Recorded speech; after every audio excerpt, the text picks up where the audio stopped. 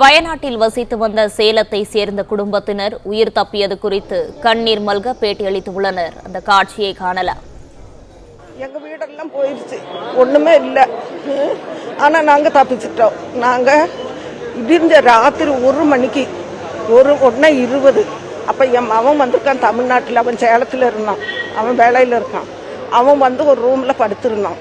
படுத்திருக்கும் போது சத்தம் கேட்டது. நம்ம கட்டில் படுத்திருக்க கட்டில் அப்படியே நடுங்குது, ஏனமெல்லாம் அப்படியே பாத்திரமெல்லாம் நடுங்குது.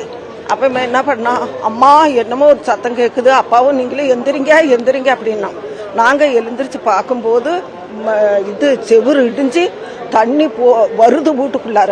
மண்ணும் மரமும் கல்லும் எல்லாம் வருது. அதில் இவன் பிடிச்சி இழுத்து எங்களை வெளியே அப்பாவும் அம்மாவும் 2 கையிலையும் அம்மாவும் கூட்டிக்கிட்டு ஓடுறான்.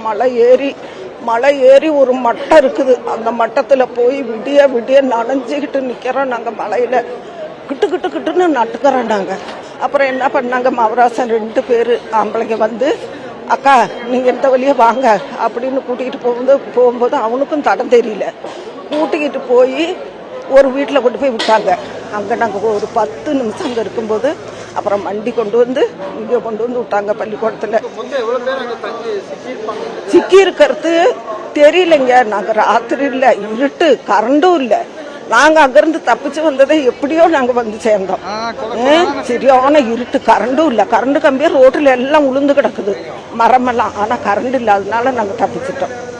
ஆள் எத்தனை போனது, எங்கள் பிறந்தவும் போயிடுச்சு, பிறந்த மகனும் எங்கள் அண்ணனும் போயிடுச்சு. ஒரு அண்ணன், இது பெரிய அண்ணன், அதுக்கும் கீழே அண்ணன் போயிடுச்சு.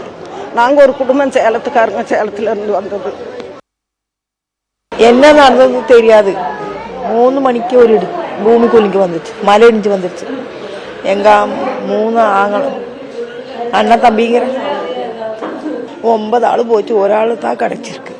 அவங்க எல்லாம் மேலே தரசன் மேலே கயறி இருந்தாங்க. தரசன் மேலே தண்ணி வராது வந்து இருந்தாங்க. தண்ணி ராத்திரி 2 மணி 3 மணிக்கு தான் தண்ணி வந்துருச்சு. இறங்க முடியாது, எல்லாம் போயிட்டாங்க.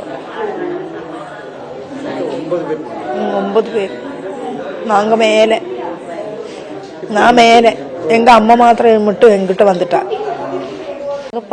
எஸ்டேட் பாடியிலே இருக்கிறோம். நாங்கள் எங்கள் குடும்பத்தில் எல்லாரும் போயிட்டாங்க. என் பேரனும் போயிடுச்சு, எங்கள் பேத்தி எல்லாரும் போயிட்டாங்க. 9 பேர் போயிட்டாங்க. வீடு உள்ள ஒன்றும் இல்லை. அங்கே எல்லாம் என் மருமக, என் மகன் எல்லாரும் எங்கள் ஃபேமிலி இருக்குது. நாங்கள் வேறையே இருந்தோம், எஸ்டேட்டு வீட்லேயாக்க இருக்கிறோம். நாங்கள் மஸ்டூர் பாடி அந்த லைன்லையாக்க நாங்கள் இருக்கிறோம். நாங்கள் ஒத்தப்பட்டது எல்லாம் வந்து எல்லாம் அடிச்சுக்கிட்டு போயிடுச்சு. நாங்கள் இந்த பக்கம் இருக்கிறோம். நாங்கள் 40 வருஷம் ஆச்சு நாங்கள் இருக்கிறோம், இங்கேயே இருக்கிறோம்.